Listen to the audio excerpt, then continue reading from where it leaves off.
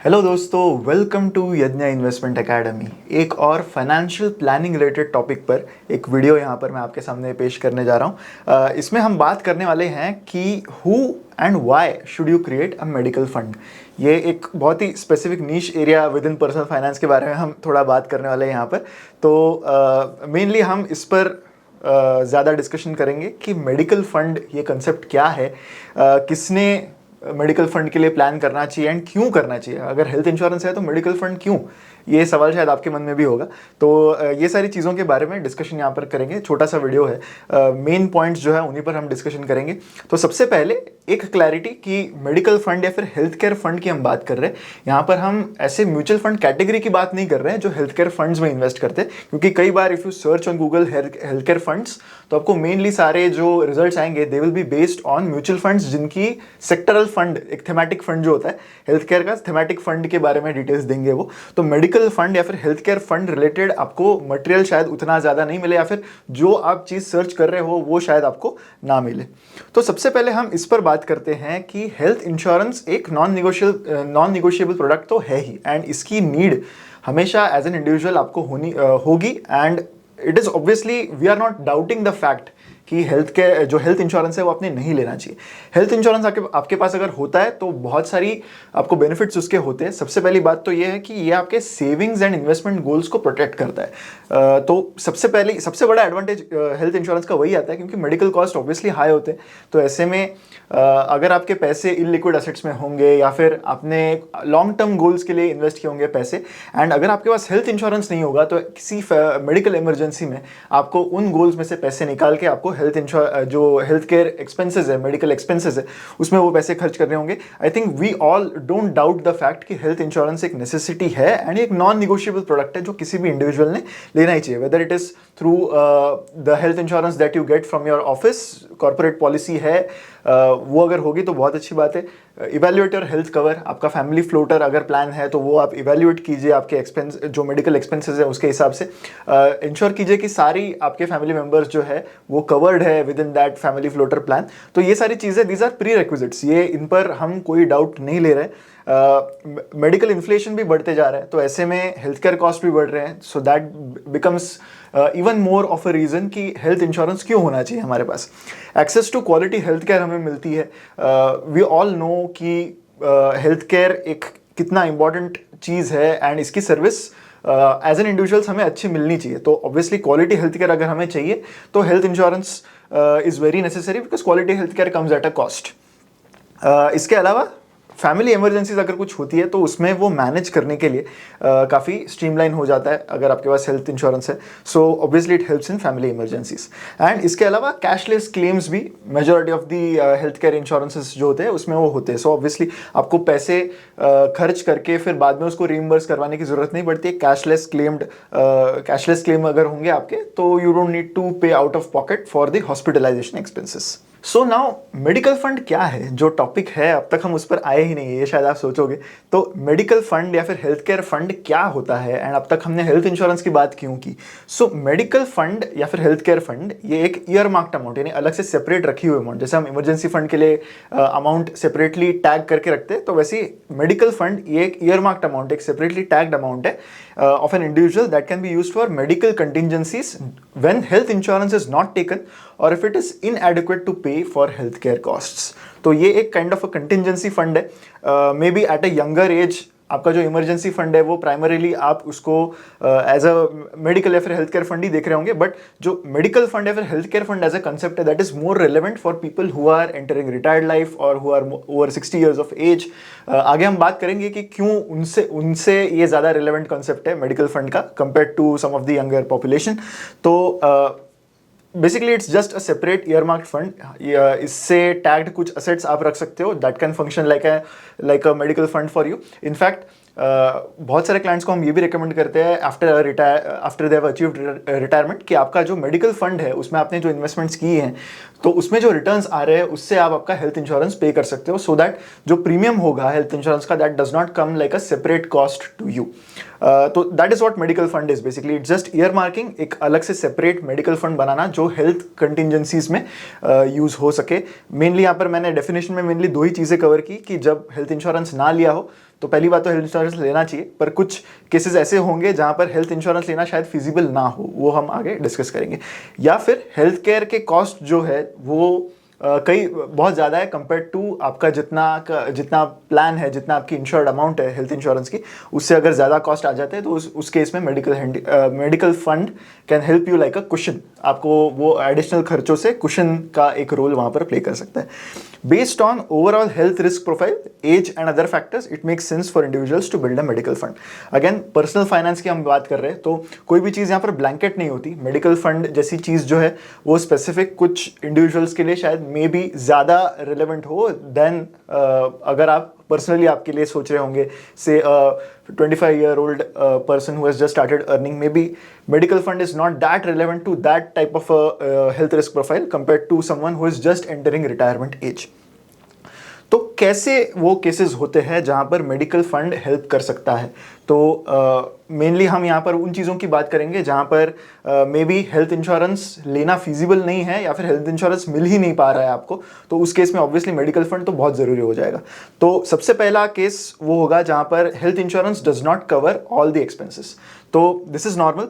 बहुत बार health insurance जो है, जो आपका कवरेज होता है, आपकी पॉलिसी डॉक्यूमेंट आपने एक बार अच्छे से पढ़नी चाहिए, उसमें कुछ चीज़ें होंगी जो एक्सक्लूडेड होंगी। अब मोस्ट ऑफ द केसेस में that amount does not amount to a very large sum compare to आपके टोटल जो एक्सपेंसेस हुए होंगे, that will be covered by the policy.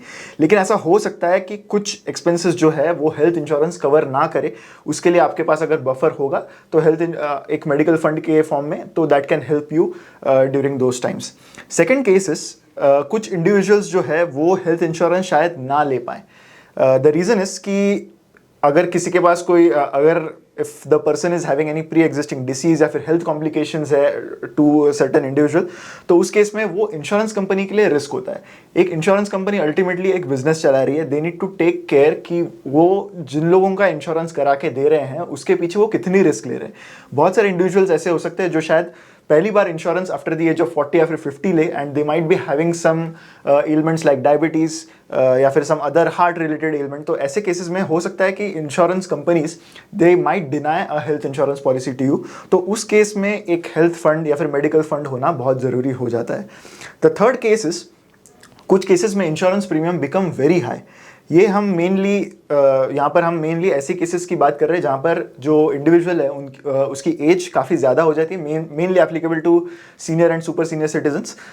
तो ऐसे केसेस में बहुत सारे इंश्योरेंस पॉलिसीज़ में, इवन फैमिली फ्लोटर पॉलिसीज़ में ये एक टर्म होता है कि अगर certain person of the family reaches this XYZ age, that might be 80, that might be 85, तो उसके बाद that particular person cannot be considered under that family floater plan। and ऐसे केसेस में अगर उस इंडिविजुअल का आप अलग से हेल्थ इंश्योरेंस लेने जाओ तो जो प्रीमियम्स है they don't make sense for the amount of sum assured that you are getting. कुछ केसेस में जो प्रीमियम्स होते हैं वो 30-40% ऑफ द सम अश्योर्ड भी हो सकते हैं। So in that case it might not make a lot of sense कि आप हेल्थ इंश्योरेंस करा ले, बिकॉज अगेन जो कवरेज मिल रहा है आपको that is not that high compared to the amount of premium that you are paying। So ऐसे केसेस में it might be better कि आप एक मेडिकल फंड ही वहाँ पर जो है वो बना के रखें। द फोर्थ केसेस कि कुछ प्री एग्जिस्टिंग कंडीशंस जो होते they might not be covered. So although this has a very short buffer period, बहुत सारे इंश्योरेंस पॉलिसीज में कंडीशन होती है कि कुछ प्री एग्जिस्टिंग कंडीशंस अगर होंगे तो वो हेल्थ इंश्योरेंस के थ्रू कवर नहीं होंगे। They could go from 1 year to 4 years। वो एक कूलिंग पीरियड होता है जहाँ पर आप पॉलिसी लेते हो, उसके उतने साल तक कुछ कंडीशंस जो है वो कवर्ड नहीं होंगे बाय योर हेल्थ इंश्योरेंस। तो ऐसे केस में medical fund can help if there is any contingency related to that pre existing disease. तो ये सारी बातें हो गई हेल्थ केयर या फिर मेडिकल फंड कहाँ पर ज़रूरी हो सकता है, लेकिन इसमें कुछ मेजर प्रॉब्लम्स है। Like it's not hard and fast thing. पहली बात तो ये है कि मेडिकल फंड अलग से रखने के लिए आपको वो असेट्स ईयरमार्क करने पड़ेंगे, एंड दैट डिपेंड्स ऑन कि आपके बाकी सारे फाइनेंशियल गोल्स किस तरह से पैन आउट हो रहे हैं। आपका इमरजेंसी फंड है या नहीं, आपका रिटायरमेंट फंड रिटायरमेंट गोल के हिसाब से आपके जो रिटायरमेंट फंड है, रिटायरमेंट कॉर्पस है, वो कंप्लीट होने वाला है या नहीं, ये सब चीज़ों पर भी वो डिपेंड करेगा, बिकॉज प्रायोरिटी भी होती है हर एक गोल की। बट जो हेल्थ केयर फंड है that can not be, health care और the medical fund that can not be taken as a blanket basis कि ये ऐसा होना ही चाहिए या फिर नहीं होना चाहिए। सबसे पहला प्रॉब्लम एक हेल्थ केयर फिर मेडिकल फंड का ये है कि ये जो फंड है that does not gate replenished every year unlike a health insurance. आप एक हेल्थ इंश्योरेंस लेते हो जहाँ पर आपका सम अश्योर्ड से 10 लाख है, आपको अगर कोई हॉस्पिटलाइजेशन की वजह से अगर से 8 लाख का खर्चा आता है तो that can be paid by the insurance company, and अगले साल आपका जो 10 लाख का हेल्थ इंश्योरेंस है दैट आपका जो कवर है that gets replenished again. You can अगर कोई ऐसी सिचुएशन आती है कि आपको हॉस्पिटलाइजेशन की ज़रूरत पड़े आपको या फिर आपकी फैमिली को, then you can again get the benefit of 10 lakhs when the year changes. पर ऐसी कोई कंसेप्ट होती नहीं है हेल्थ केयर फंड में, बिकॉज ऑब्वियसली आप फंड में से विड्रॉल करोगे to finance that health care cost, तो ऐसे में हेल्थ केयर फंड जो है वो रिप्लेनिश नहीं होगा। So that is a one major problem with health care fund. इसके अलावा जो अमाउंट कैलकुलेट करनी होगी for maintaining a medical fund that could be very complicated. Now एक अंदाज़ा लगाया जा सकता है फ्रॉम अ पर्सनस लाइफस्टाइल या फिर हेल्थ केयर एक्सपेंसेस कैसे हो रहा है उस पर से, but it is a bit complicated to determine कि एक मेडिकल फंड की वैल्यू कितनी हो सकती है। That depends on a lot of things. So again there is no blanket formula जिससे डिटरमाइन हो सके कि हेल्थ केयर फंड एक इंडिविजुअल ने कितना रखना चाहिए। So these are some of the problems that can happen with healthcare fund. So nowhere should one individual think कि अरे मुझे हेल्थ इंश्योरेंस पॉलिसी मिल रही है लेकिन मैं हेल्थ केयर फंड ही बना लेता हूँ। ऑब्वियसली अगर आपको हेल्थ इंश्योरेंस पॉलिसी मिल रही है and if the premiums and all these things make sense, then obviously it's more recommended कि आप एक हेल्थ इंश्योरेंस लें। So in conclusion, buying a health insurance for yourself and your family is a no-brainer. ये आपने करना ही चाहिए। It is always recommended कि कोई भी इंडिविजुअल जो है वो early in their life health insurance ले ले ताकि एक मेडिकल हिस्ट्री भी बन जाए, एंड लेटर ऑन लाइफ में इफ़ यू एंटर से 40s 50s उसके बाद some insurance companies might get reluctant to give you health insurance. तो इसमें इसलिए इट्स ऑलवेज बेटर कि हेल्थ से रिलेटेड जो भी खर्चे हैं उसके लिए आप एक health insurance policy early in life ले लें।